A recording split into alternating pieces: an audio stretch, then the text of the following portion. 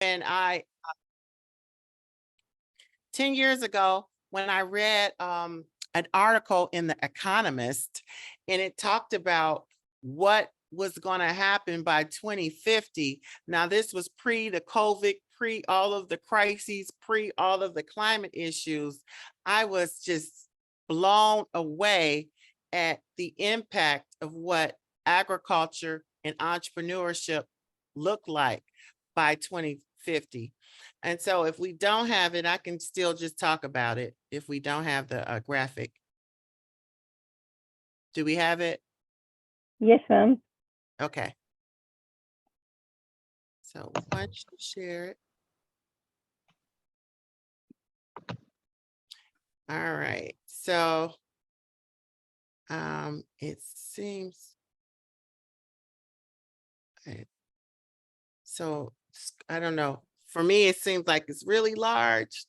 Well, what the article said is that by 2050, there would be 9 billion people on the planet. And because of the urbanization swell that was starting to happen, that 75% of people would live in the cities. And so when I thought about, okay, if we have 75% of the people living in the cities, we're having this enormous urbanization swell. What's happening to the farmers? What's happening to the women, the marginalized communities, and the non-served communities that usually are in these rural areas? So it hit me like, wait a minute, women and children, when it's any kind of shift in economics, if there's any kind of shift with entrepreneurial crises, that women and children are the ones who suffer first. So it's in that I started to really look at how gender inequality impacts all of us, and from the perspective or the global lens of agriculture. So the next part, now I don't know if you can slide it over the slide, because if we have 75% of the people, that's 99 billion people living in the planet, and 75% of them are in urban areas, who's gonna feed us? We don't want to be permanently out of food. So women and children suffer first. You know, when there's someone talked about hunger, one of the other speakers, yeah, hunger is a great impactor. So this is why this is such a deliberate dialogue for me. And I welcome the chance to always bring the gender inequality, the global lens from a view of gender-based violence, with remedies to bolster the fight in relationship to conflict, COVID, or I might say crisis, COVID, and crisis. COVID is a health crisis, so I may say them interchangeably, and climate, and recap how combating inequality benefits women around the world. And this is the best way in my lens to really help to offset not just policies, not just stakeholder engagement, but to really attack norms and policies and laws that are enshrined in all of the different cultures that we represent. So Charles Kettering said it best. I'm from Detroit. I'm a native of Detroit, Michigan. And Charles Kettering was an engineer at one of the automotive firms. And I love this quote. He said it best: "A problem well stated is half solved." So we know that gender-based violence is a real problem, right? So we have to look at, how do we solve it? How do we actively talk about from a global snapshot what inequality of women looks like and how it's being derived? So my little bullet points are going to come both from my subjugated experiences and from the data source of the World Bank. Currently, today, there are 16 countries where women's testimonies doesn't carry the same evidentiary weight in court as men. So if you have women who've been violated, been victims, and if they go to court, it doesn't really mean anything. You have laws. This is on the book. We have 18 countries have laws that require a married woman to obey her husband and have their permission to work outside the home. That causes conflict. We have 20 countries where the law exempts perpetrators from rape charges if they marry their survivor. That's just insanity at its best for me. Then there are 25 countries where children can attain citizenship only from their fathers. We have 32 countries that have no laws addressing domestic violence today. 32 countries. We have 38 countries where employers can legally dismiss pregnant workers. 38 countries. We have nearly 40% of all countries limit women property rights, because that becomes a whole nother issue as it relates to the correlation with domestic violence. And if we have enough time, I'll get to that. We have 41 countries where a daughter can't inherit the same ways as sons. And so the victimization that comes along with that also is a correlation to gender-based violence. In 50 countries, there is no legal protection against sexual harassment in the workplace. 50 countries today still has that does not have that legal protection. In 66 countries, women do not have the same rights as men to remarry. So, you have women who stay in very abusive, intimate, abusive relationships as a result. We have more than 70% of women-owned small and medium-sized enterprises that have inadequate or no access to financial services. So if you don't want to empower a woman, you don't give them access to financial services. That's just a common thread that women right now we're still going through. In 72 countries, women face industry restrictions when looking for jobs. So I'm so glad. I think Rihanna, I hope I said her name correctly. I love the model that she has in terms of changing the restrictive job with the transportation industry, the logistics industry, and making women drivers. That's an excellent way to bolster change. We still have 98 countries where 98 countries are not legally required to provide equal pay for equal work of equal value. Isn't that insane? 98 countries, they are not legally required to provide equal pay for work of equal value. There are laws in 108 countries that allow financial institutions to make it harder, yes, harder for women to access loans. And we have more than 1 billion women worldwide who don't have access to financial systems. So today, I think it's very important, or I would say equally, every day, every activist, every individual, every change agent, like each and every one of you today, who I really call you women rights defenders, that we need support amongst ourselves. We need resources to succeed to the road to ratification for C-190. That is a very necessary thing. Going back, now I'm going to go back into the agricultural trifocal microscope with gender-based violence through the global lens, through crises, conflict, and climate. And here's why. As of today, there's really no place or aspect of life where women and girls are treated equally, rather under the law, at home, in government, or in every aspect of life. We still live in a world where gender inequality is enshrined in laws, policies, and norms.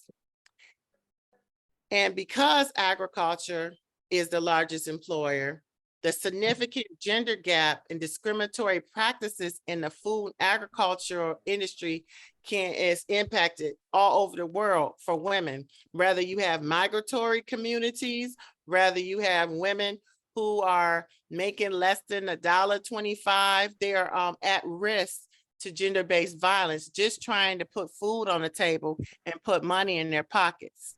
So another link as relates to women and food, women are also more food insecure than men, because guess what?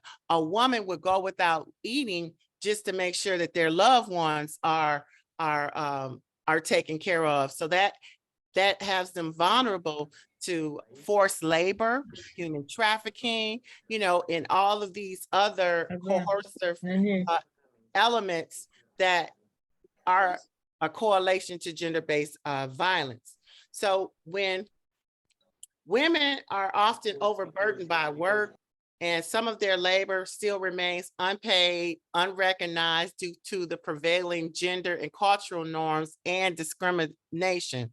So food systems and global food security are at varying extremes for the point of for women, rather it's conflict, COVID, crises, or climate changes. So that's just a little small synopsis as it relates to that part.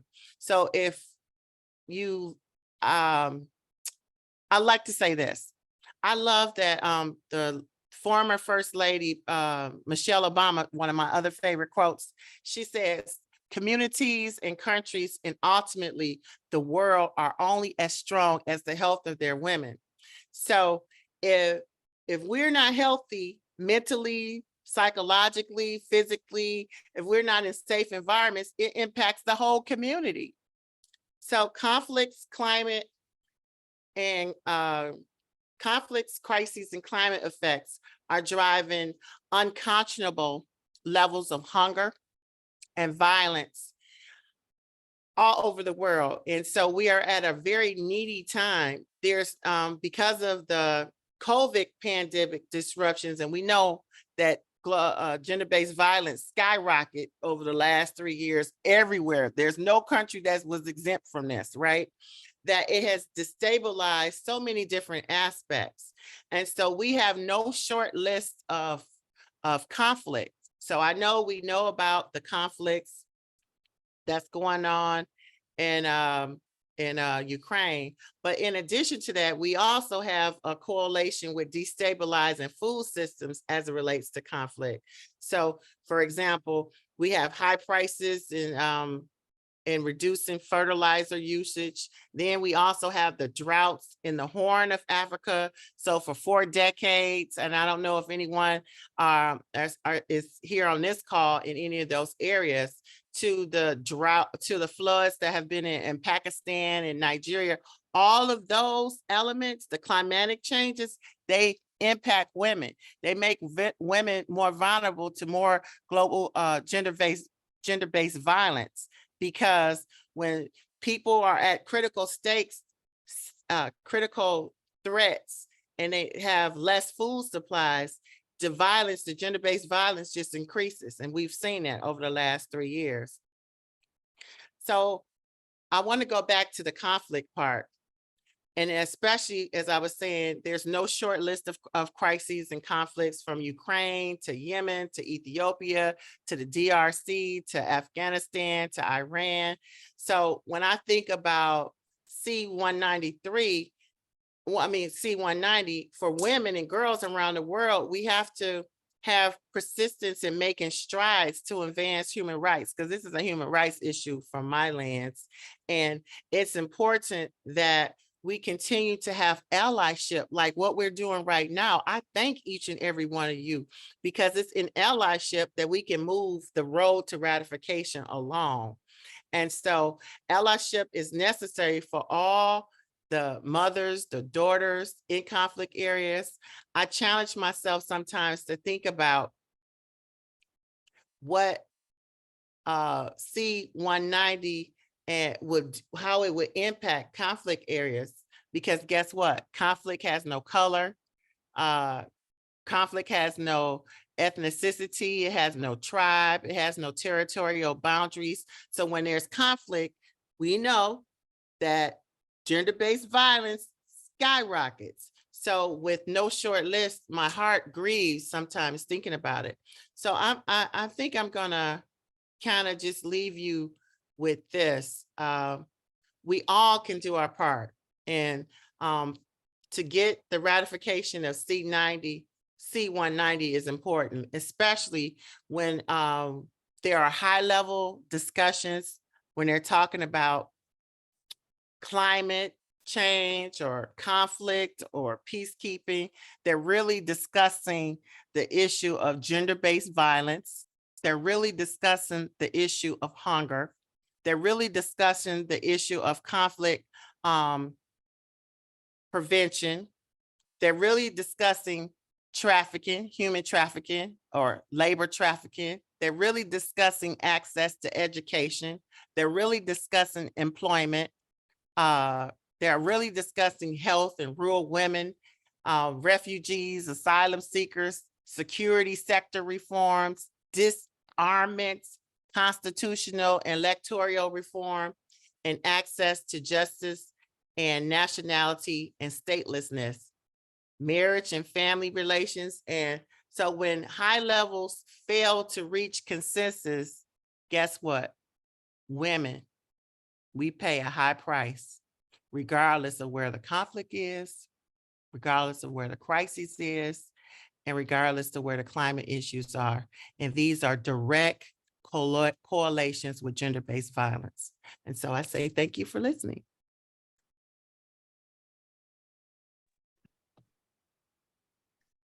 Thank you very much, Lady Lee T. Thompson, for a very informative speech. And yes, you have made great preparation also.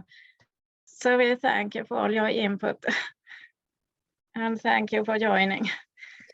Sorry, Maria, can you active me as a co-organizer?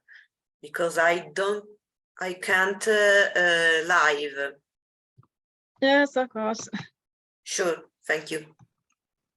You are welcome. Maria, with your respect, I'm also going to add something for Ma'am Lee Thompson.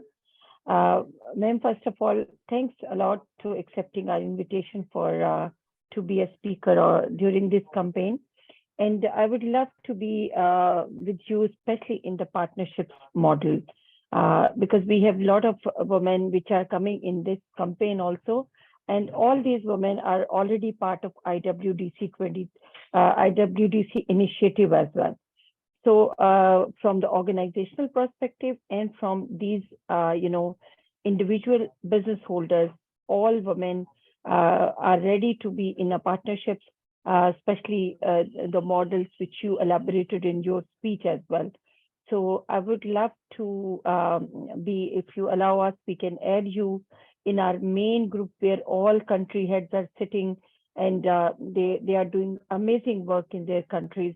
And I think so the contribution like you people, which are already having a vast experiences in development sector, can add value for these country heads, and they can be, I think so, very, very big support from your side for the guidance of for the economic empowerment for the women. So this is our humble request to this platform, and thanks a lot for from my side as well for joining again. Thank you. Well, my response to that is thank you. I welcome the chance. And I say that I wear many hats. I am first and foremost human rights defender. And I come from a marginalized community, or non-served. I come from Detroit when Detroit was dubbed the most dangerous place in the world, literally with a State Department advisory on it. So I so relate. And I know I wear hats of, I'm also in the US, the Cities for CEDAW co-chair, which is a national campaign for another road to ratification, because the United States sits in the company of Iran and Somalia, Tonga and Palau in terms of not ratifying that. So if there's any way that I can be of assistance, I welcome that. I'm heading on Saturday to Geneva to the first forum on the first session on the permanent forum for people of African descent, to still bring this necessary conversation up there as it relates to agriculture and entrepreneurship. So thank you. I welcome that, and blessings to all of you please continue to, have that allyship, because allyship is how you go from the road to actually having something ratified. Thank you very much. And we have with us Fatima Shifana from Sri Lanka. She told me her battery is low, so it may be that she will get cut off, but we hope that you can make it, Shifana. Thank you very much for joining. And Shifana is Director of Program and Planning within Youth Parliament Women Hub. And she is also part of the diplomacy team within Institute of International Peace Leaders. And we have with us here today also Chairman Mohammed Atta, your women. So thank you also for joining today. Shefana, would you please like to unmute yourself and give your speech? Thank you very much. Yes, thank you so much for giving me this opportunity. I'm so pleased to be here today, and the Madam Maria and other ladies and gentlemen, thank you so much. So it's really very important topic that we are discussing about gender-based violence. Yes, we should remember that the majority of the victims of the violence are the females. So we can see that's been various kind of aspects, really, with the language also. When I talk about the language, sexist and the discriminatory language, words are so powerful. Yes, especially when used by people who have the power over others. So we live in a society where words are used to put girls and women down. So it becomes easier to treat them with disrespect and violence. We should change the way you speak to help change the way they think. Yes, and we can see the media. There are also some kind of violence against women. We have to question how the media portrays girls and women, whether on television, online, in magazines, in our music videos. So media regularly uses images of violence against women and sexual exploits girls and women to sell products. So we should write or email the company about the negative images of women and girls, and we should not buy their products to act against this kind of violence. And when we talk about the victims, when a girl tells us about the violence they have experienced in their lives, we should believe them. It is extremely rare for girl to invent false stories about their sexual assault or violence.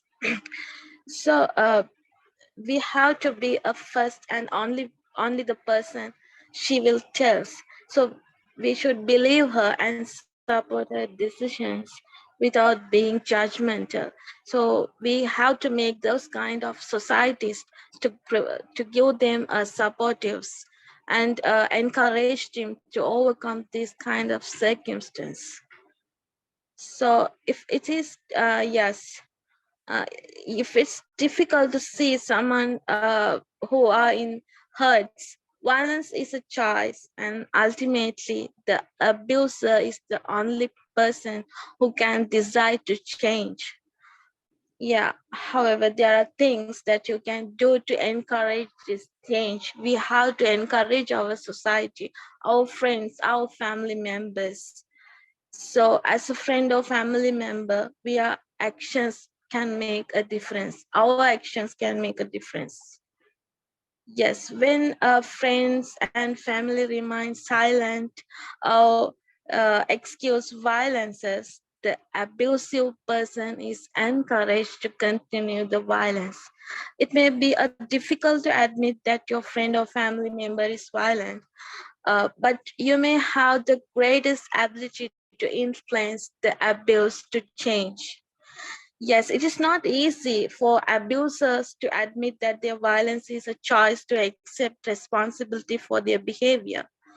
But an abuser may benefit from having a control over their partner and may turn into justify their violence. So we do not support the violence in any way. We should act. This not mean we are turning against our friends or our family members. We are simply just helping them to have the healthy relationships that they are deserve. So we should make our society and everyone who are around us to encourage them to overcome these kind of circumstances. We have to educate the abuser about the different types of violence. We have to help them realize the consequences of their behavior, offer the support of their choose to seek help. And if our friends or family member may try to blame the victim of the violence, we should not support these feelings or help to justify the violence. We have to help them recognize that the anger is an acceptable emotion, but hurting is someone is not. So don't ignore violence that we hear about or as we see. Just we should so our silence will help the abusive person to deny that their behavior is wrong. Yes, finally, I would like to say that we have to remind our friends and family members that that change that change will create better and healthy relationship with all the people in their lives and our future generation as well. I wish to conclude my speech. Thank you, Maria, and the team of this organization. Thank you so much. Thank you very much for giving your speech here, and thank you for joining. And you have raised many important issues here. Like we had mentioned before, the role of media is very important. I have said it many times during these days, and I think you are very right about this. And we should, of course, encourage each other, and this is what we try to do here in this campaign and in this network. So we are very grateful to have you with us, and thank you once again. So I would like to leave the floor to Joan Kerr then, so for the next part of this session. Thank you. Thank you, Maria. Thank you, Miriam. Hi, everyone. Oh, I'm happy to facilitate this section. So my section is called the Entitled Tools and Remedies to Bolster the Fight Against Gender-Based Violence. So if we could have, by raise of hands, we only have about 17 minutes. So we want to hear as many activities as possible that we can collect. So if you could raise your hand and address just some solutions that we can use, or remedies or tools that you know of or resources, you can either raise hands and say those or write them in the chat. So if we can spend the next, say, 13 minutes collecting those, and if anybody has something that they want to do some reflection after that, that'll be fantastic. So please, please, please, we only have 17 minutes, so try to be as short as possible, but impactful anyway. So Abraham, you have your hand raised. Thank you. Good evening to everyone. I'm very, very glad to be part of the session today as we continue on our 5th session. I have some issues really to talk about. Really, like in the region Liberia where I came from, yeah, there have been a lot of abuse and violence against women. Women are not allowed in certain meeting or session to attend. Really, I would like to read few information. For example, states should condemn violence against women and should not. So Abraham, yes. So we know that the issues exists. What we're looking for are some tools and remedies rather than identifying the issues, if you don't mind. All right, yes. Example is promote the formulation of guidelines or manual related to violence against women, taking into account the measures. Yes, want to promote the formulation of guidelines or manual relating to violence against women, taking into account the measures. 2, promote meeting and seminars with the aims of creating and raising awareness among all persons of the issues of the elimination. For example, like what we are doing. Yes, like creating seminar. Like I would like the first week in January, I'll be hosting a seminar into the district. That seminar going to be really talking about empowering women for 2023. Fantastic. Yeah. Do you have any information? Have been Do you have any information that you could put in the chat for us so that we can either send it out, or that would be wonderful. Do you have an yes, I started doing short in the district. Like I have some photos. I will in one of the schools there, but I don't know. Yeah. I don't know if Madam. Yeah. Thank you very much. All right. Lady T. Yes, real quick. So I just learned this year regarding gender-based violence, and I learned my recommendation from the Minister of Health in Liberia. And one of the things that has installed in all 15 of her babies, or the 15 different provinces, is domestic violence training. So where there are opportunities in rural communities to do domestic violence and martial arts training, to do training how to protect yourself, that's one. The second is to be participatory in repealing discriminatory laws that a survivor can't prosecute or cannot testify or cannot participate in the legal justice system to whomever may have violated them. So I think it's important that we actively drag a seat to the table, make a table, drag a chair, whatever we need to do. And then lastly, keep gender-based violence at the forefront at the local level, at a regional level, at the state level, at a national level. Keep that conversation, keep a deliberative dialogue going. I say thank you all. I have to go. This has been awesome, but those are my 3 small recommendations. All the best, everybody. Thank you so much, and thank you for your input. Sorry, ma'am, Arouge, please. Did I pronounce your name right? You're pronouncing my name very well. Thank you so much. What a phenomenal webinar. And I'm so happy that I joined in and I got to listen to wonderful, absolutely amazing models. And one thing that I want to recommend, since I come from the educational fraternity, I think the sensitization about the awareness and, against violence is very, very important, be it a girl child or a boy child. Unless we make it a narrative and part of our educational scenario right from the childhood at a very, grassroots level, then we can bring that change. The second thing is, if the legislation of the country is not supporting it, then you cannot get any narrative implemented. So we need to work on those gaps and loopholes if they are there.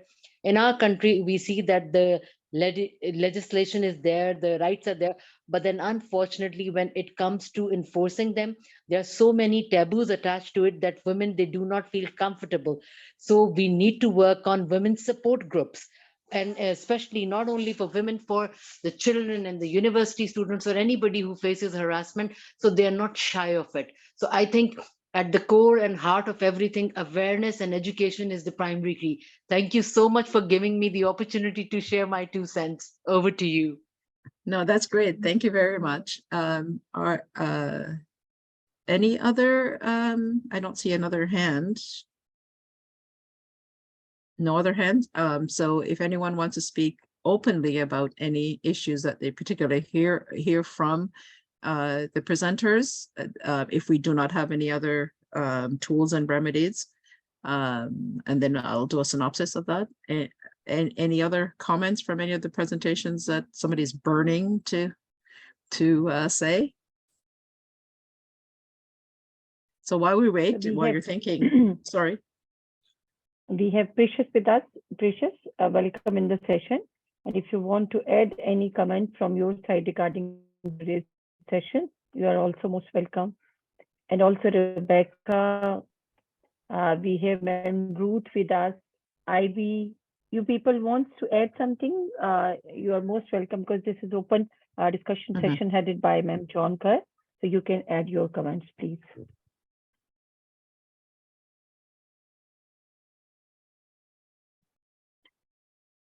So while we're waiting, if they're not ready to say something, I just wanted to say a quick thing in Canada regarding domestic violence.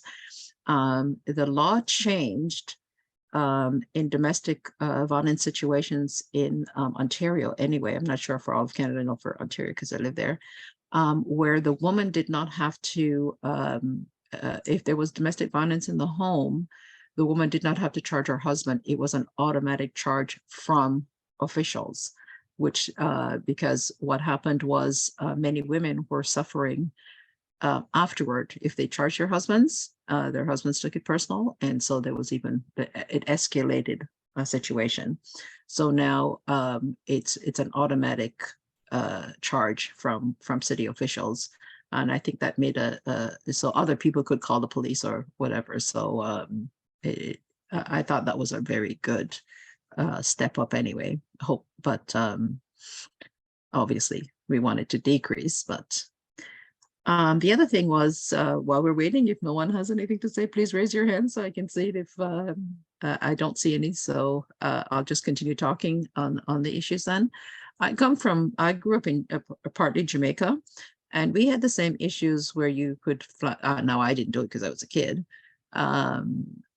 We were a colonial island at one time, and I grew up in an East Indian community. So, you know, this whole idea of not having transportation, and you have people who are providing taxis or drives to get somewhere, I think is something that happens in many of these colonial islands anyway. And so I wanted to make sure that Rihanna understood that I actually understood the issue, but I was just because the stats said that South Africa had such a high ratio, I was like, wow, what was going on other than what was going on in the islands or other places? So that was actually what was my question.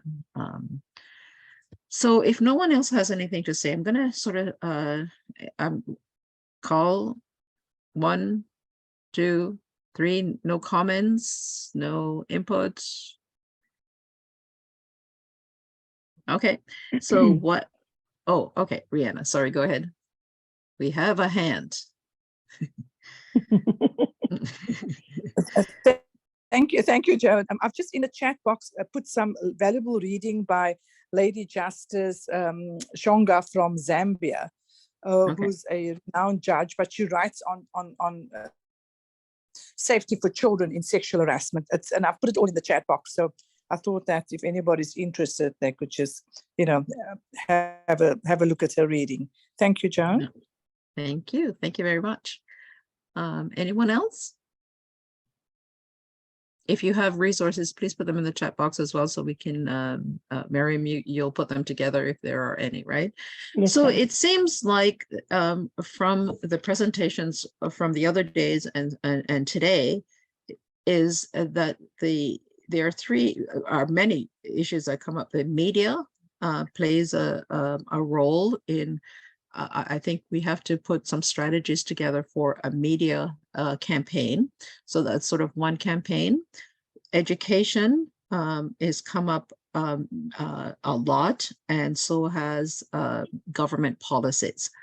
And so I think that all of those have to be sort of picked apart, because, so for example, many governments may have policies, but I always argue that policies are one thing, or rules or legislation, but what's the enforcement issues? What is a repercussion for the I was going to say culprit, that's a bit strong, for the person that's committing the violence. You know, these are issues that we have to address. These are the core issues. In many cultures, it's almost acceptable behavior for men to do this. And so it's this whole cultural mindset that we have to get at, which is really, really hard to change, but we have to pick it apart and do it. And the other thing is the value of women. Women contribute a lot to society, not just economically, but more what I call the ecosystem of living, because women will work, they'll do community work, they look after kids, they, you know, their approach is more community driven than it is one shot.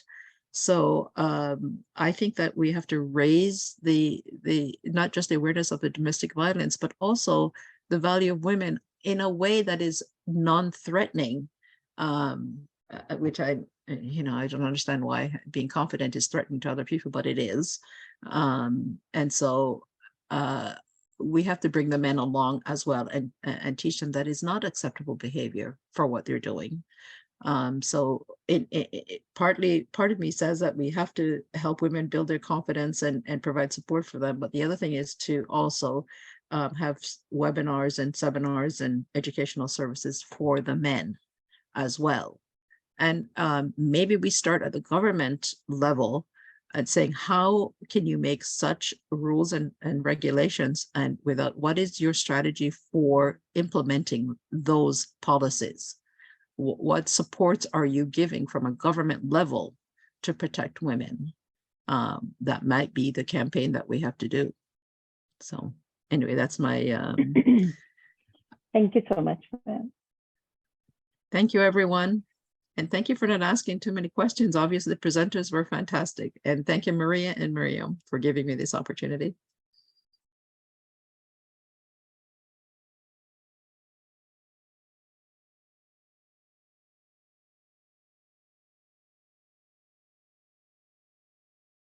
So back to you, Miriam. Yes, sir.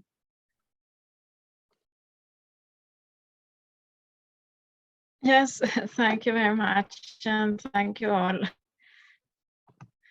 So I think you, Mariam, would like to share something now about partnerships. Thank you so much, Maria. And I'm going to request, I don't know exactly the name of this person. Is it Abraham? Abraham, kindly, you can share these pictures in the WhatsApp or in the email, because during the sessions, front of the speakers, sharing your own screen again and again is ethically, not good for the speaker, especially someone is, talking to on live, and this program is on live streaming and on recording as well.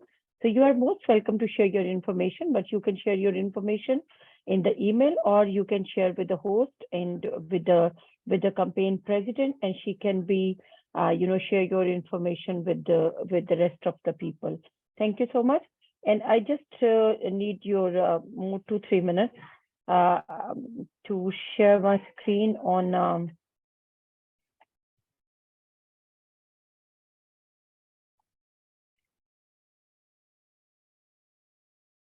So this is a consortium model we are talking about today regarding the partnerships and the legislations and the legal framework.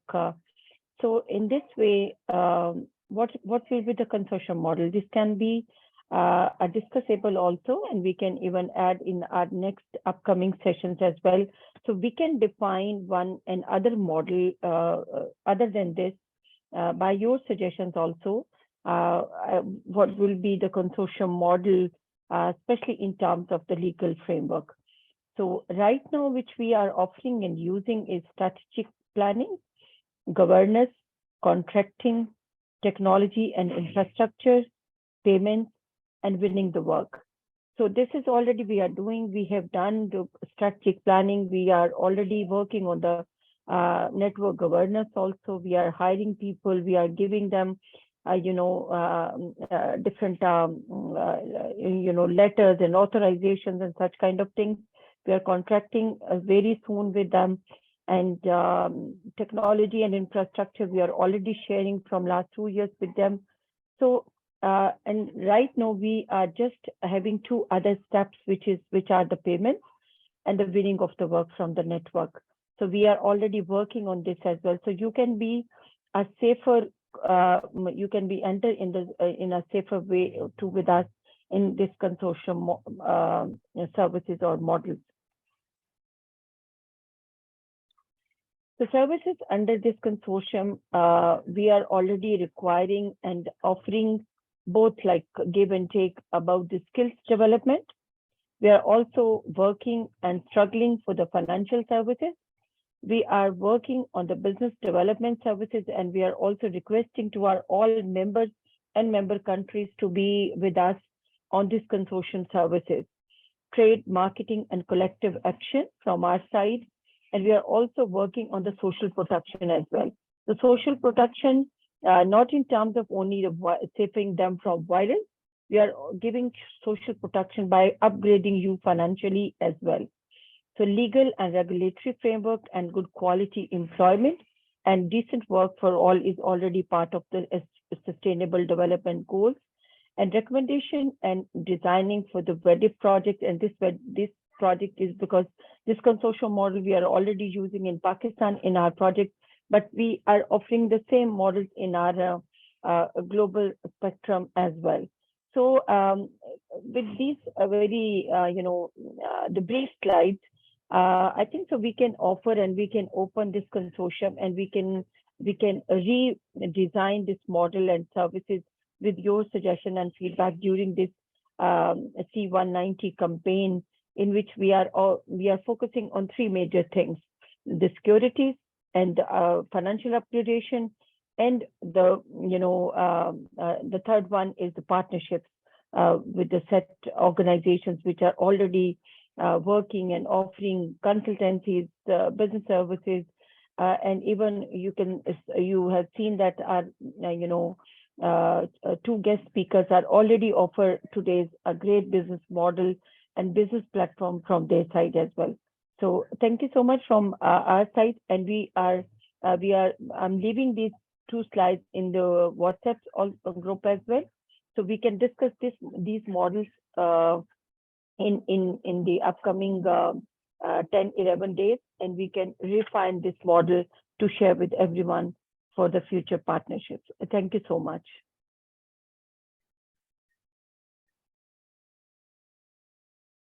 Samaria, it's over to you, please.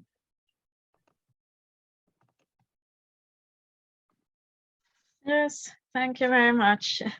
And it is great also that we can see these slides even afterwards in the group. So it is much appreciated to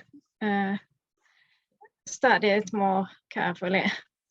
So we would like to thank all participants today for this session. It was a wonderful session today also, and we hope that you will join us tomorrow at the same time. And like we have said before, we will continue until 10th December. So thank you very much and goodbye. Thank you so much, Maria. Thank you. Okay, bye-bye. Thank you. Bye-bye. Thank you. Thanks, Bye. everyone. Thank you. Thank you. Thank you. Thank you, ma'am. Ciao.